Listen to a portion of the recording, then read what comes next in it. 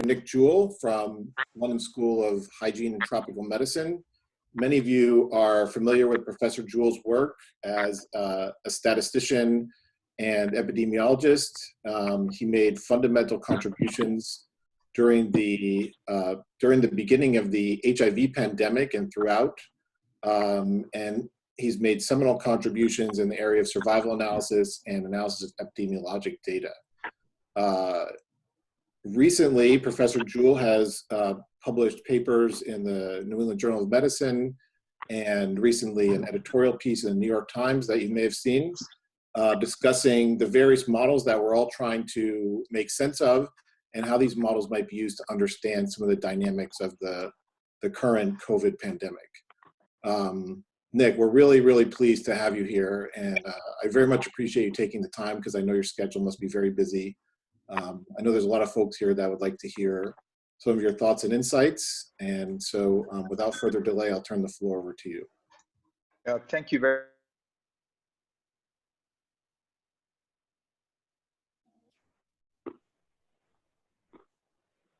Okay, I think we might be having some difficulty. Sorry, Nick.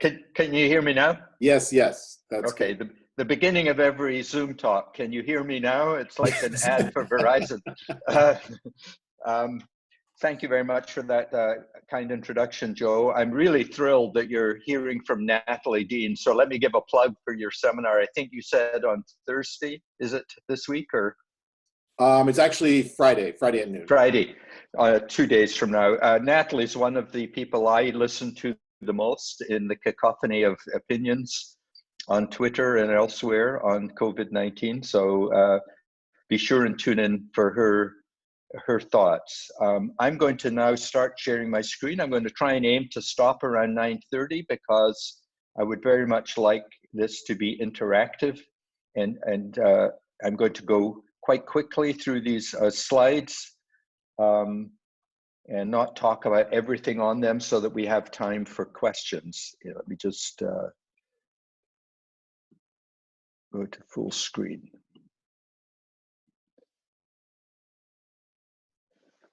Okay, and so you all know where we are. I won't spend any time at this. As of yesterday, we're close to 5 million infections in the world and somewhat north of 300,000 deaths. We don't yet know what the ultimate attack rate will be for this particular pathogen. The attack rate in epidemiology is the fraction of the population that ultimately gets infected. You may be starting to see preliminary estimates of that in various places around the globe. Yesterday, I think there was a seroprevalence study showing 10% infection or 10% attack rate currently in the Boston area. But just to give a scale to this, it's hard to know for sure in 1918-19, the influenza pandemic, that around 1/3 of the world's population was infected with that virus before real air travel or major travel, but largely exacerbated by the First World War. About 675,000 in the US deaths. And so the deaths worldwide were somewhere between 20 and maybe even higher than 50 million. It's hard to get an accurate number on that historically. And for H1N1, which is of course in most of our memories, the influenza, swine flu influenza that came out of Mexico ultimately infected about 10 to 20,000, 10 to 20% of the world's population, but only 12,000 deaths in the USA. This was the influenza pandemic at the beginning of President Obama's term.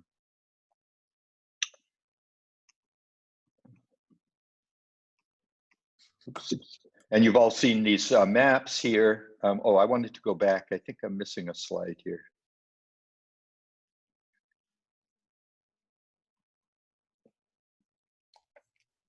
For some reason, the slides are not moving. Just bear with me a second. It's Non-responsive. Okay, I'm not going to talk about all these myths. One of the things, there's several things that have shocked me during this pandemic, despite having worked on others in the past, including SARS.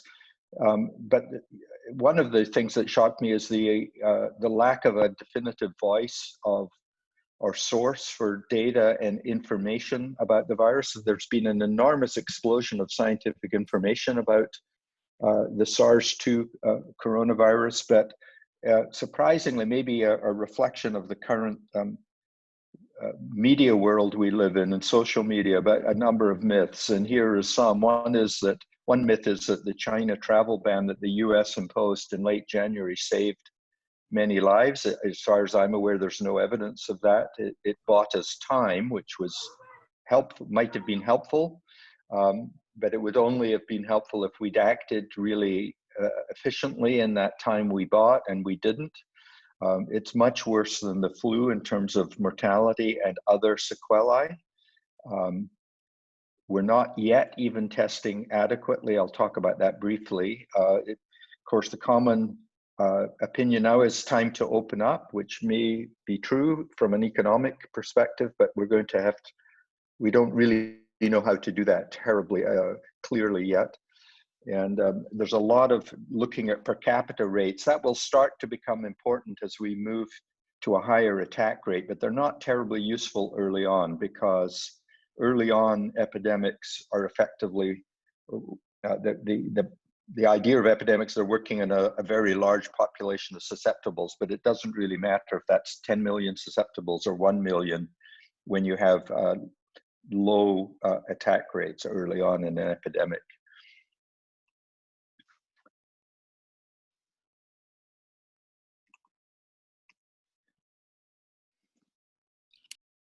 And again, I'm having trouble moving the slides.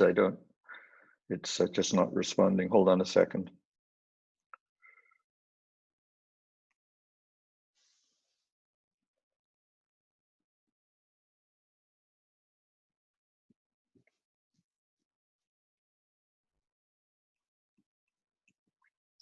I'm going to stop sharing for a second and just see if I can get this to be responsive.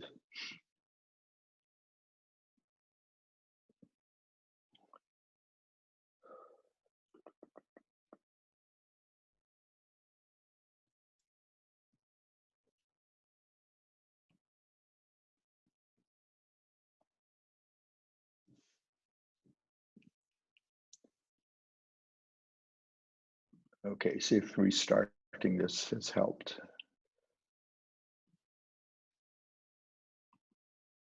Yeah, so here's the evidence that we're not doing terribly well in the US, despite that much longer period of warning than some of the earlier Asian countries. This is, as of yesterday, the total confirmed number of deaths. And you can see that Brazil is very rapidly catching up on some of the European countries that were hardest hit, and may well eventually approach the United States. So that's a real concern right now.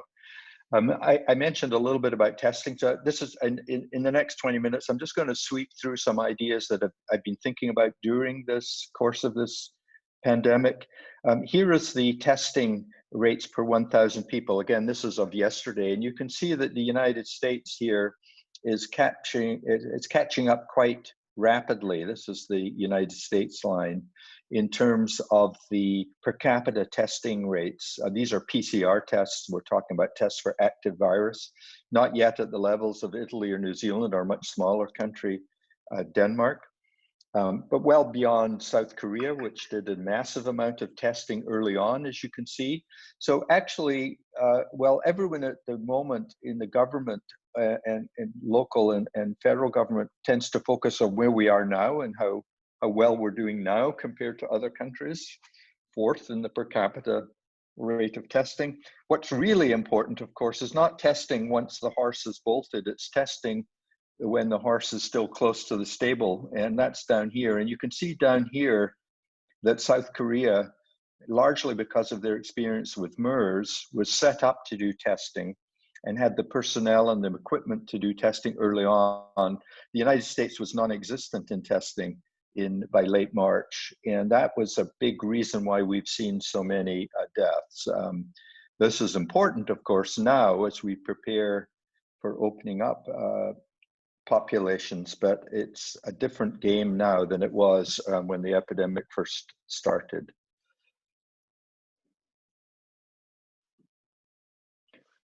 And actually a better way of looking at testing than per capita rates is to look at how far out into the population you're reaching with a testing strategy or testing regimen. And that's, to me, that's best reached by what fraction of tests turn out to be positive, because if that's very high, it means you're just really testing clearly symptomatic individuals where you would expect a high positive rate.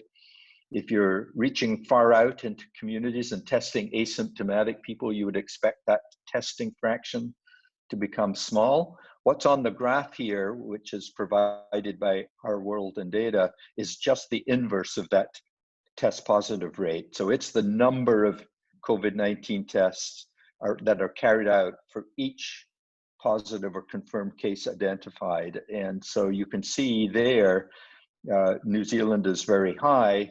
The United States is doing very badly that way, that we're still not quite where we would want to be. We're not reaching far enough out into the community to understand where we are. I spent a lot of time early on in the epidemic at the London School talking to the modeling group there and listening, and to Imperial, which is around Imperial College, which is around the corner, about mathematical models. I put a little color-coded stoplight here about the use of models. Mathematical models of epidemics are not terribly useful to really understand what's going on at the biological level. In other words, you need to understand that before you can really construct an effective mathematical model. And many mathematical models, even when we do understand the biology, lead to similar calibration on data, even though they may have quite different projections. So it's very hard to calibrate mathematical models to know one is right or wrong. In fact, none of them are, of course, are right. So I put that in red. In orange or yellow there, you know, it's an insatiable demand to look into a model and peek forward to the future, but it's very hard to do that. It may give you a sense of the scale of what we're doing so that you can scale up mitigation and response measures. It's very hard to predict peaks, in part because human behavior and changes in response to predictions, so that it's not terribly valuable necessarily to try to be accurate with that.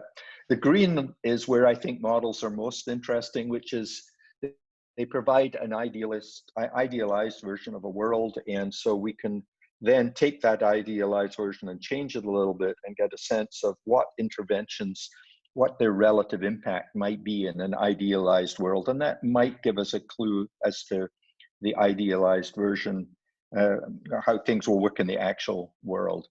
Most of the mathematical models that you're seeing are a version of these compartmental models, either with stochastic or deterministic differential equations. These are deterministic here, that just capture you moving from susceptible to exposed and infectious to infected and symptomatic to recovered. You can, of course, recovered, it's really removed because you can die and be removed here. But of course, from each of these, there's a background mortality rate, particularly important in elderly populations. And these differential equations just capture the simple fact that the rate of transmission depends on how many susceptibles there are in your local population and how many infected. And you can take those transition rates and compute what we know as what you referred to in the popular media as the reproductive number. This is R0, means just the reproductive number before any mitigation factors or at the beginning of an epidemic, or how a virus will move in a completely unchallenged fashion. And it depends on these transition rates. And of course, it's also interpretable as the average number of infected individuals that each infected person infects. during the course of their infectious period. If that's bigger than one, more infections occur and the epidemic grows. If it's less than one, the epidemic dies out. Now, the title of this talk actually came from a graph that my daughter, who works at Imperial College, Dr. Jewell, when we were talking about exponential growth and how in the early stages of an epidemic, governments and policymakers and the average person has a very hard time wrapping their heads around what exponential growth looks like and feels like, because we don't experience it, certainly not at the pace that an epidemic with a serial interval of a few days produces. And here we tried to think about mitigation strategies. So this was published in early March some point, and we were trying to persuade universities in our local institutions to go online quickly before they actually saw cases in their local community. And this simple graphic reflects that in the middle of epidemic growth, this was an epidemic growth that was doubling every 3 days, which was the way it was at the beginning of the epidemic in most countries. The idea was if one person took a mitigation step and avoided one case today versus taking exactly the same action 7 days later, it produces quite dramatically different reductions in cases, so that the caseload 30 days later is 25% the size if you take that action today rather than a week from today. That's one case averted in the early days, makes a huge difference. And that was, now of course this is old news because most places have taken a mitigation steps. This was a later graphic that Britta produced, which was looking back now and taking any model, but we picked the IHME model, which was the flavor of the day at the time we published this, probably in April sometime. And we looked at if the death rates followed the pattern that these models were using, both the known death rates and increases in death rates in the past and the projected ones in the future, what would happen if those death rates had actually been applicable a certain amount of time earlier? The exact same growth in death and then subsequent decline after a peak, but what if that had happened earlier? And you can see that even 1 day earlier makes quite a big reduction, though that's more variable state by state because of variations in death rate projections by state, but it becomes more stable with if you move things back a longer time. And 2 weeks earlier, if we had been able to impose interventions 2 weeks earlier to produce the slowing of the growth in death rates that we subsequently observed and project, we would have averted 90% of the deaths. And that, of course, got a lot of attention, and I'm happy to chat about that. Looking for, again, that's now April, now we're in May. And so now the story is, well, what about the timing of mitigation measures looking forward? Are we going too early? As most epidemiologists believe, we're being a little bit rapid in loosening some mitigation strategies. What should be the metric of what would be the metric now of saying, gee, we went too early or we went too late? It's not now the number of deaths averted or number of infections averted, because surely if we go too early and there's a recurrence, a tick up of cases, as we've sort of seen a little bit in Singapore and in Germany, and probably we'll see in some parts of the US. So the metric should probably be, and I haven't actually seen anyone publish about this yet, how long a time we buy between easing up our mitigation policies and a subsequent resurgence of infections, which is absolutely predictable. If we went back to full mixing, population mixing immediately, we would very quickly have a resurgence of infections. We're going to not do that. We're going to go back very cautiously. And the timing and the caution which we do those mitigation steps will impinge on the length of time we have to catch our breath between this first wave of infections and a any subsequent second wave or resurgence. Right now, it doesn't look like actually we're reducing the current wave that much. We're very much in a plateaued situation, but we would like to have as much time for the healthcare system to catch their breath and for us to be better prepared in monitoring a population to stamp out future waves by developing appropriate testing strategies and having available PPE supplies and so on. Okay, I talked there about the IHME model. Britta and I and a colleague at Berkeley, Joe Lunard, wrote. We're very concerned about the use of this model, and I'm perfectly comfortable saying that I think it's largely been discredited, at least the first version of this model.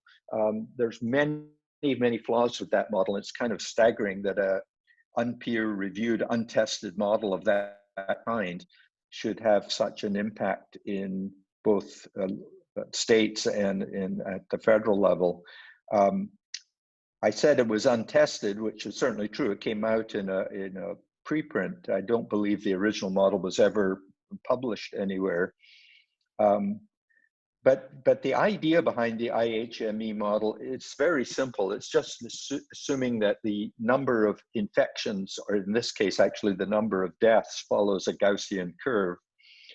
And that once you see a little bit of the beginning of the Gaussian curve, we all know as statisticians that you can fill in the rest of the curve, somewhat, depending on how much of the curve you're seeing, it will control the accuracy, but you can do it relatively straightforwardly. And if you assume every region is following a bell-shaped curve with only maybe a 2 or 3 variation, I mean, the parameters of that bell-shaped curve, its peak and its rate of growth and its the time where it starts to inflect.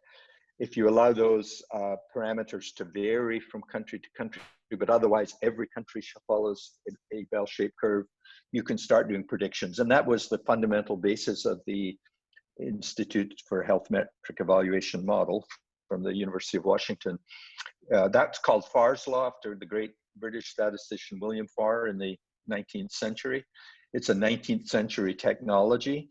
It was completely discredited at the time of the HIV epidemic, where it was used famously to predict that there would be about 215,000 infections worldwide by the end of the HIV epidemic. We're well beyond 50 million now, so it was not only wrong, it was wrong horribly. And there were a number of other uncertainties. I should say that on May 4th, the IHME updated their model. And instead of just using a purely statistical, empirical approach, they now started to incorporate some SEIR modeling. And actually, if you want to use that kind of model, I urge you to look at the one out of Laura Ansel-Meyer's group at the University of Texas, which has a better, although not perfect version. They're still struggling to capture the uncertainty in these projections. One advantage of the University of Texas is it only goes out 3 weeks. They are not trying to go out months ahead. My own view of modeling early on was to try and use local data, because we sensed that there was quite striking differences in the way these epidemics actually operate in local populations, not surprisingly. And this was, we got hold of, or were asked to look at data by the Kaiser Permanente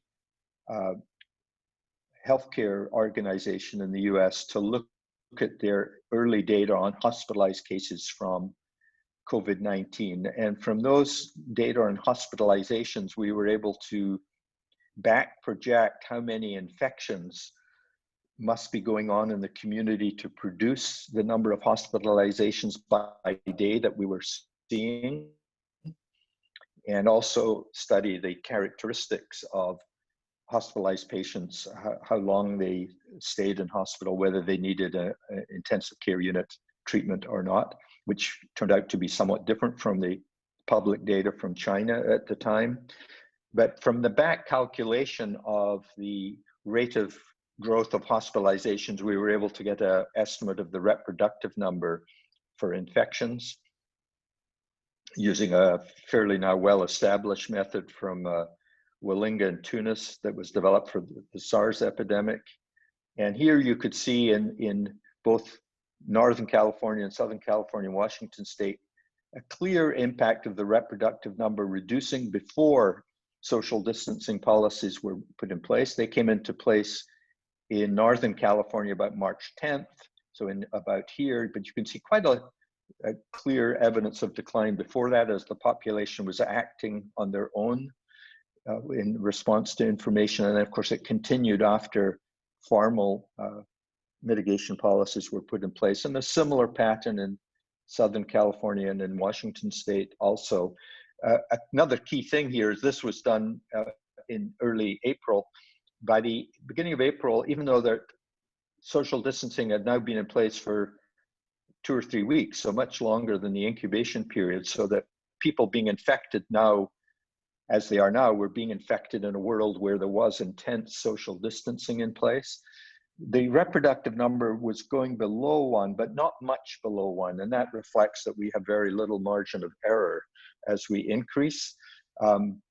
I'm just going to go through these last 3 or 4 slides quite quickly. We examined that additionally by looking at the publicly available Apple mobility data. This is people consulting Apple Maps, and as a measure of mobility and therefore social distancing. And here you can see by the dates, we were able to relate the mobility data to the reproductive number. And you can see a similar pattern going on here of a fairly strong effect of the social distancing on mobility, and the relationship here, this was the reproductive number. And here in the next slide, the relationship between the reproductive number and that measure of mobility as a percent of a date pre social distancing. The one thing I would pull out from this kind of data science analysis is the quite striking differences of how reduction in mobility affects spread of the virus differently in different states. There are 4 here. New York here is in the green, and you could see in New York, which fairly dense population, a lot of public transit use and so on, it took a fairly sizable reduction in mobility before you started seeing its impact on the reproductive number. Quite different from, say, Louisiana, where even modest reductions of mobility led to important reductions in the reproductive number. And you can see that the reproductive numbers are going below 1, but not much below 1. Let's see. One final study I'll just talk about that I'm personally involved in is we just launched a week or so ago a serological and PCR survey on a random sample in Northern California to get a sense not only of the current attack rate in Northern California, not really determined to detect new infections, but really to get a longitudinal cohort established so that immunity responses for those infected can be measured longitudinally over time to see how much antibody response is waning over time.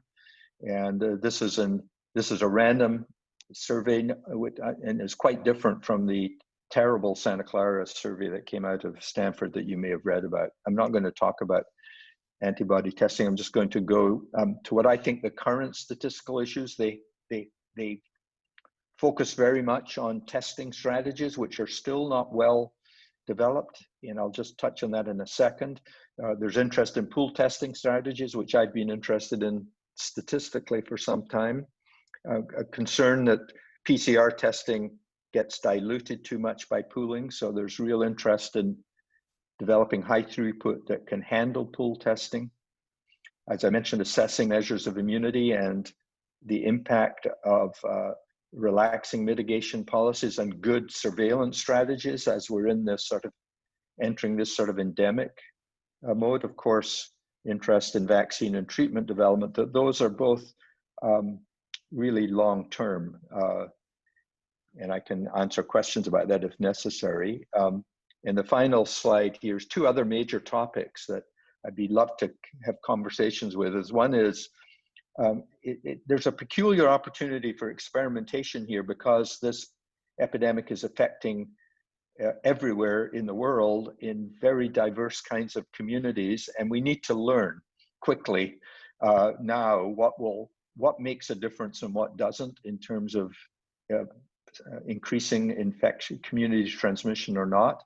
There hasn't been much conversation of that. We are doing a random non-intervention study, if you will, or reverse intervention, where we're randomly allowing some researchers back on to campus as a cohort, but randomly selected a control group that isn't allowed back onto campus and testing both groups over the next 2 or 3 months to get a sense of how much difference there is in those, or how much increase in transmission. Of course, that will be impacted by the local community transmission, so it may not be generalizable, but it will at least allow us to learn at Berkeley what makes a difference.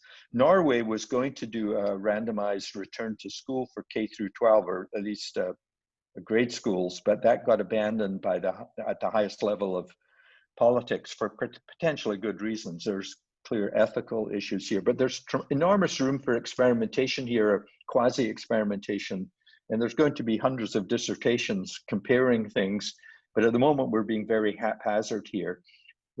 The big question I'm personally focusing on now is return to campus questions, and I'm sure you're talking about that at Brown and everywhere else and every other campus. Still a lot of uncertainty scientifically about the role of testing to keep campus populations safe, the frequency of how much testing. There's a fairly significant cost still at the moment, though that may decline in 2 or 3 months, but maybe not in time for the fall semester. How frequently do you clean buildings and the protocol for that? There's been very little attention of what seems to me a disastrous impact of returning to campus in the fall, which is it involves an enormous amount of travel for students all over the world. And that's, of course, an epidemiologic catastrophe in the midst of an ongoing community transmission of a pathogen, to suddenly move people around and dump them in a new place. Should you test people before they travel? What if they get infected while they're traveling? Do you test them when they arrive? That's a real challenge, and for campuses that draw on student populations geographically. I have some things I could say about the classroom size in terms of transmission of the virus and how big they should be when, in both cases, when you use social distancing, and issues about the density of using dorms and so on. I'm going to stop here. I went a little bit over, apologies for that glitch at the beginning. The one message on this slide, really, or two, is one of the reasons we've done so badly in the United States is that we've systematically disinvested in public health infrastructure. Despite warning signs of SARS and Ebola, most people in the United States, most policymakers ignored those signs, and we're sort of a hubristic feeling that those epidemics don't hit the United States. Well, now they are. And we're now paying a price.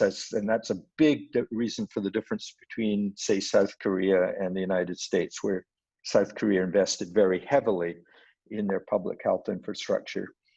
And the mathematicians and statisticians have a real crucial role to play here. So it's not been an area of our curriculum where we've invested a lot of attention, but it's really important, and they have very important roles.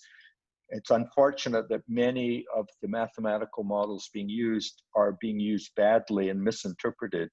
So to some extent, that just demands more involvement of us all in trying to get a clear and accurate message out. And I'll stop there, and appreciate you listening, and I look forward to questions.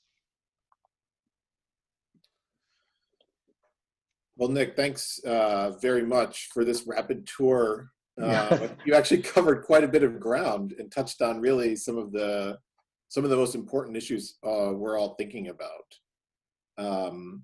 I think that so logistically, we've gotten one question posted, but I think that given that we have over 40 people online, it would be good, I think, if you could use the hand raising function. I could be happy to call on you for questions.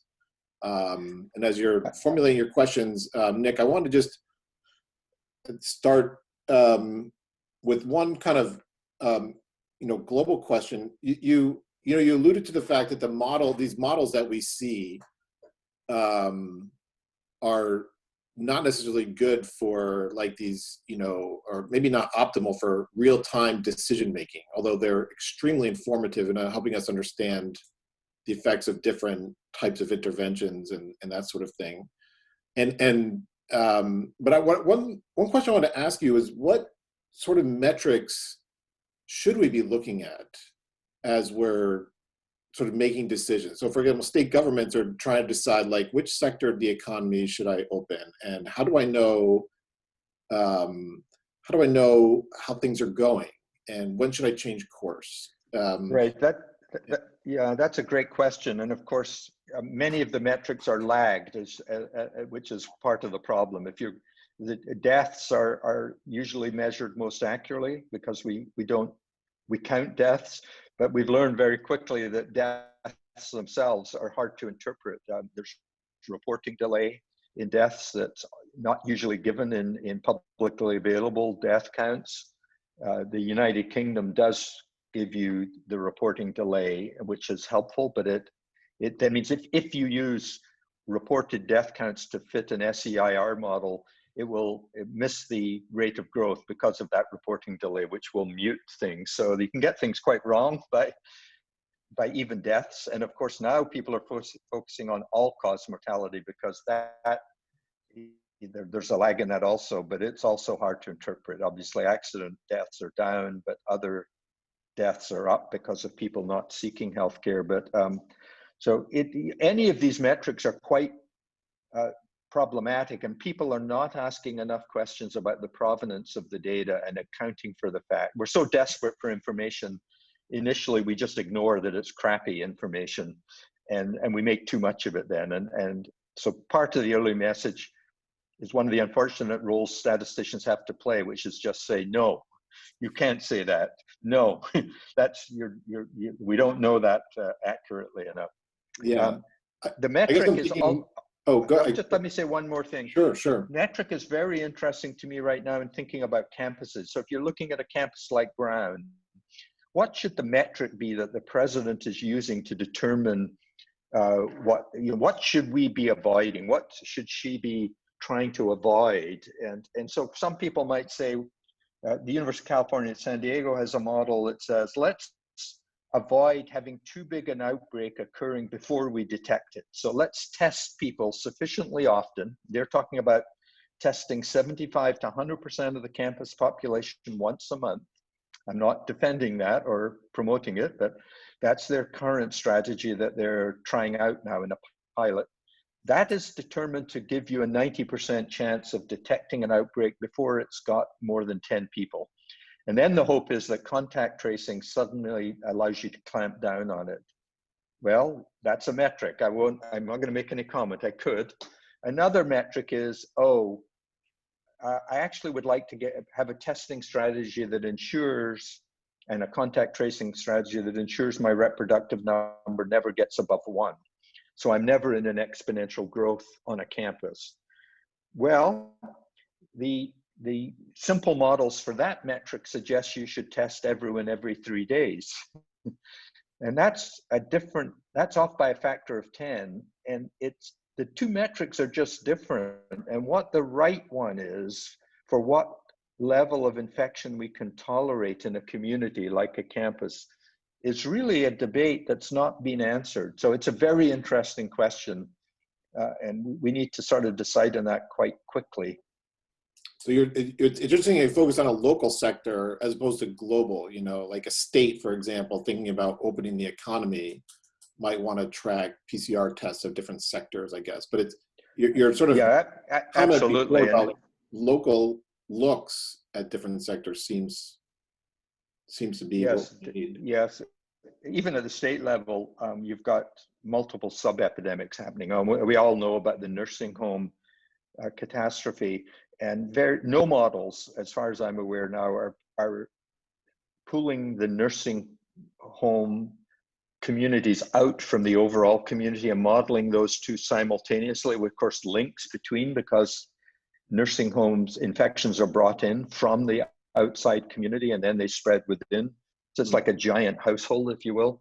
But there hasn't been the quality of data to allow modelers to really do that effectively. But a significant fraction of the deaths are in nursing homes. So it's not, even though the population size is small, it's a sizable contributor to the overall picture, and we haven't been very effective yet in doing that. Okay, I want to get to a couple of questions from the audience. Colvin posts online, and there's a couple of people with their hands raised. So one question from Ilana Green, in examining the effective R versus mobility, those are the plots I think you showed with the different states, has Yes. population density been considered? It was considered to the extent that the mobility was measured relative to some norm for that exact population. So you're not comparing mobility data for New York with Louisiana directly, because clearly one's a very major city involved in New York City, and one has perhaps at the state level more rural. So what was used was a measure of mobility for the same population relative to its pre-COVID-19 mobility. So to that extent, those mobility measures do account for the local nature of the population, that you would expect different mobility in different population densities, but not after that. After that was accounted, it's not done other than doing this state by state for each state separately. Okay, thanks for that. We have another question posted from Nilanjan Chatterjee. Nilanjan, do you want to ask the question, or should I read it out? Do you have a preference? I can wait for you to unmute. Hi, Nick. Hi, Nilanjan. So good to see you. Yeah. Yeah, so that was a really good overview. And, so I just had one question about, clearly there are risk factors which put people at differential risk for serious illness and ultimately mortality. And what is your view that this knowledge should play a role in modeling as well as policy making, in future policy making? Well, I definitely think they should take a role in pandemic modeling. I just mentioned that for the nursing home and, of course, the elderly, where there's quite different risks, probably for infection because of comorbid conditions and certainly risks of outcome.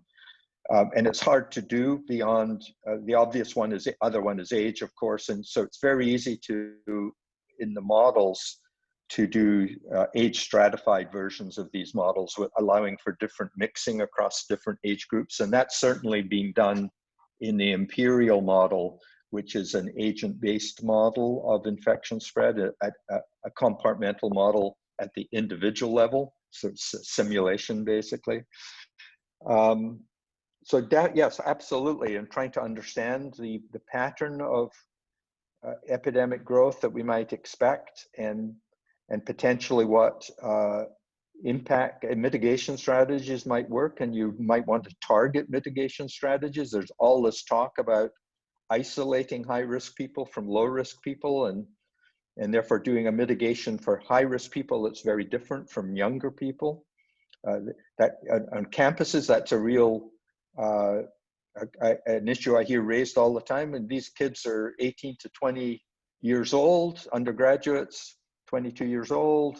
They don't suffer as anything like it's the same impact. So why can't they all come back to campus? Well, at Berkeley, 30% of the faculty and staff are over 60. And so it's very hard to keep them separated and perform a function. And then when you ask what fraction of a population has someone with a medical condition or age or high risk status, they're living with someone like that, that 30% goes up quite dramatically. So it's quite difficult to target mitigation strategies at high risk groups. There's a very interesting issue regarding policy making. So a clear other risk factor for bad outcomes has been has been race or ethnicity. And we know that underrepresented minorities are doing far worse in suffering severe outcomes of COVID-19.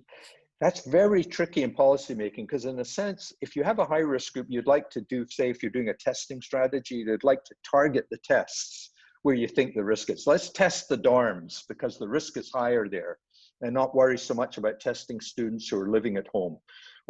So if you take that in race, that's saying, oh, we're going to focus on testing African Americans, or we're going to focus on testing Latinx communities. That's very close to discrimination and bordering on targeting a certain aspect of the community in a way that caused significant issues when we try and do that with crime, where we think we can target interventions at, quote, high-risk communities where crimes are happening. So that's a really interesting behavioral and social science issue. And I'm not in favor of some factors being used to target policies rather than, I think we're all in this together is a cliche, but still an important point to make. Okay, Nick, thank you. I know that just as a passing comment, you know, another concern, I guess it's similar to the way they target crime prevention and enforcement, is that in some communities that are most vulnerable, they're also the most vulnerable to having a positive test result, in the sense that the economic and social fallout of having a positive COVID test can be substantial, particularly now that we're talking about potentially you know, becoming more aggressive about isolation and that sort of thing. And taking a person away from their family, away from their job for 2 weeks can have really substantial consequences. Yeah, and that's a very interesting point too. And we should make people aware that the social distancing applied in Wuhan was very different from what we think of social distancing. They were much, much more aggressive in ways that we don't feel are possible in the United States. And one of those was isolation and quarantining of even lightly symptomatic any positives basically.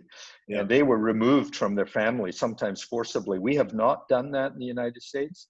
In Wuhan, it was known that 70 to 80% of infections happened in the home, in households. That's probably true in the US, that obviously infections happen out there in the community, but then many of the subsequent transmissions are within people's homes. So it's, say, healthcare workers come home. But we have not done isolation of that population. And it's because it's tricky from you know, is it acceptable in a free democracy to do that? Okay, thanks, Nick. We have a question from Kevin Wilson, who is here at Brown. Sure. Dr. Jewell, thank you for taking the question. Thank you for the great talk. This is a really great overview. I've been doing a lot of work in my group with several people on the call with the state of Rhode Island on exactly these issues. So it was good to hear this overview. I had a quick question that kind of is a combination of the previous two questions, which is about the mobility data in New York. You noted that it was the amount of mobility reduction necessary to get a RT reduction was much higher than other places. But there's also been a lot of detail from New York that the hardest hit communities are less likely to have Apple phones instead of because they are relatively more impoverished. So they're more likely to have Android phones. And this kind of brings up a detail about how are you thinking about keeping track of all this kind of very local data? As an example, for instance, fare box data in New York City might be very useful, but is not widely available because there's not fare boxes. Rhode Island might have a really good flu sentinel testing system that we could bring it in. And so literally as a data management issue, how are you thinking of keeping track of all that data in order to be able to put it into these models? Yeah, that's a very good question. And I'm not the best person to answer that. Maybe I should turn it around and ask you what you're doing for Rhode Island. And if you have any answers, then, then me trying to answer that. But I'm a strong believer in using local information if you're trying to answer local questions. Early on, obviously, we had to rely on information from China to try and understand what was going on in the United States. And we just talked, there are many differences. So relying on what's going on in New York to say that informs what will happen in Rhode Island is problematic. Google has, by the way, has similar mobility measures. And I think maybe Rob and Ryan Tibshirani have been working on Google mobility data. So I don't want to leave the impression that there's something magic about Apple. That just happened to be in my back door.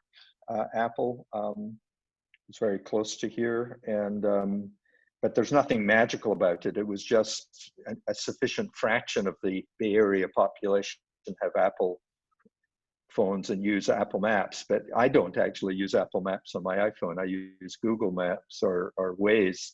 So, you know, it's not, it's just at a big, wide level, you get a sufficient proxy for mobility. I don't think we know which of all of these, which and how many of these measures of mobility are the right ones to capture what will relate to community transmission. And I think an interesting question I'm going to throw back at you a little bit is, we saw this strong relationship between mobility and reduction in the reproductive number as mobility was decreasing. It's not clear to me that exactly the same relationship will occur as you start increasing mobility, which is the point of opening up the economy. We need to increase mobility a little bit. It's not clear that we would see the same phenomenon coming at the other end as we come out of a peak as we would see going into the peak. And so I'm a little reluctant, you know, while I believe mobility measures can be used as proxies and various other things that you've mentioned can be used as proxies to watch as we ease up and show areas of concern perhaps. It's not clear to me that relationship will be completely informed by what we saw going into the peak as we clamp down. And the world has changed too now. So people's behavior has changed. It took, in the 1918-19 epidemic, it took the United States several years for things like restaurants and so on to get back to normal. The population was sufficiently shaken by the impact of that pandemic that they didn't, even when the virus mutated to being less virulent, so the virus didn't go away, and there was no vaccine, of course, in those days, but it mutated to something that then hung around for many, many more years, but it just wasn't as fatal. But it still took many years for the US population to feel comfortable mixing the same way. It's a very interesting, if you're really interested in that, you should read some of the books on the history of the 1918-19 epidemic post-pandemic, post-1919. It took a while. And we're going to have to face those challenges too of how we use proxies to assure people that it's safe to do certain things. And I don't know that we know that yet.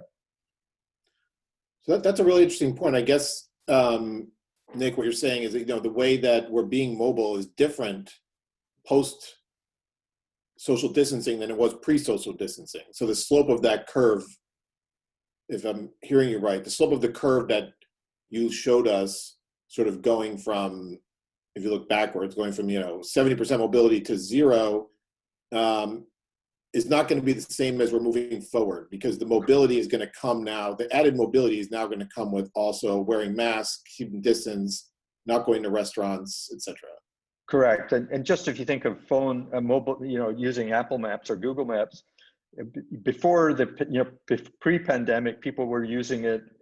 I used it in London when I go on the tube and the buses to know how to get from A to B. I use it all the time because I'm, you know, still a newcomer to London.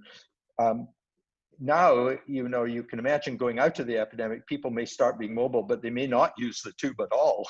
In fact, they're discouraged to use it. They may be using their car or some other, an Uber or something to know how to get from A to B. And so the mobility may be creeping up again, but in a completely different way. I'm not now on the tube. I'm in a cab or a car to move around. So yeah, I worry a lot about that we'll be misled by assuming that as mobility that it will have the same impact of community transmission. The idea is we hope it won't, and for some of the other factors you've mentioned also. Right. We started a couple minutes late, so I know we still have several people here. Feel free to, I don't know if people have commitments at one, but we have, let's say, one more question from Amanda Koo. Hi, can you hear me? Yes, I can hear you. Awesome. Thank you so much for the wonderful talk. I had a two-pronged question, a little bit about sort of on an individual level. Like, as we know, many states are reopening or in phase one.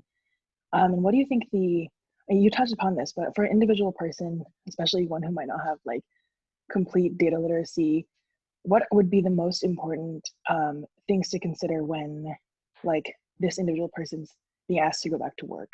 So like if you were being asked to, I guess, like resume your job, Yeah. on an individual level, we can kind of control whether or not we want to do those types of things. What do you think is the most important thing for that person to consider? So you're talking about the individual person to consider? Yeah, because I think, I mean, we can yeah. look to policies as well, but the individual person also has their own autonomy to increase mobility or not, so. Yeah, it's a great question because, you know, with all this talk of opening up colleges, and yesterday we saw, you know, the polar opposites. New York University saying they're going to fully in-person classes with great caution, but, you know, with masks and social distance, but they're going fully in person, and the University of Cambridge in the United Kingdom saying they're going fully online. Two different colleges, same day, same science, presumably, same smart people, or no, different smart people, different decisions. And so what that tells you, by the way, is these decisions are not really being driven by the science entirely. They're being driven by other factors like the financial situations are quite different in those two institutions.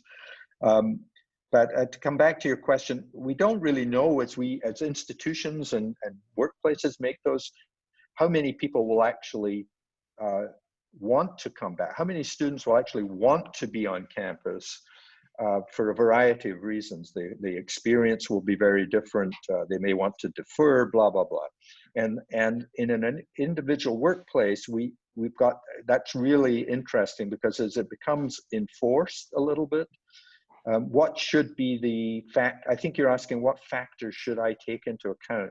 Well, clearly your risk status is important.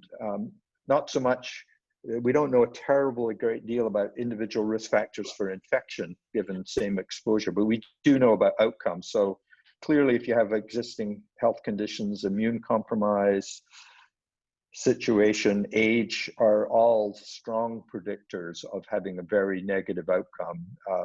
Access to healthcare. If you have very poor access to healthcare, you've got to make a different decision from someone who has access to, you know, the best healthcare in the world. So all of those need to play a role. How do you get to your workplace? How much exposure are you going to experience? What mitigation strategies are your place of work imposing that will protect a worker? And that's a huge issue right now because there has not been a great deal of attention in the back to work focused on the debate of protecting the working people in their place of employment and as they get from their home to their place of employment. And it really has there are terrible inequities there because poorer people usually have to use more public transit. They live further away. We all know this. Because, you know, the cost of housing and so on, and they're going to be therefore exposed. And so there needs to be a real debate about protecting employees from the conditions they're going to have to work in. And so those are the questions I would be asking. I'm not sure if that's answering your question.